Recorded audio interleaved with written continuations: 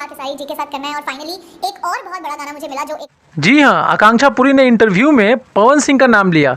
आखिर क्या बात हो रही थी, आपको जानना बहुत ज़रूरी है क्योंकि आप पवन सिंह के फ़ैन हैं, खेसारी लाल के फ़ैन हैं।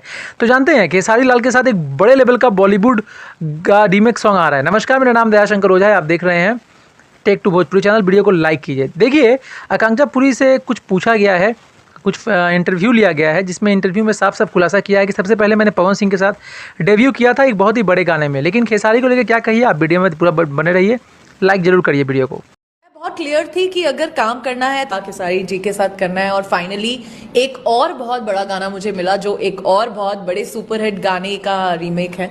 तो मैं बहुत खुश हूँ कि मेरी झोली में हमेशा ऐसे सॉन्ग्स आके गिरते हैं। कि सबसे पहले मैंने पवन सिंह के साथ डेब्यू किया था एक बहुत ही बड़े गाने में। लेकिन खेसारी को लेकर क्या कहिए, आप वीडियो में पूरा बने रहिए, लाइक जरूर करिए वीडियो को।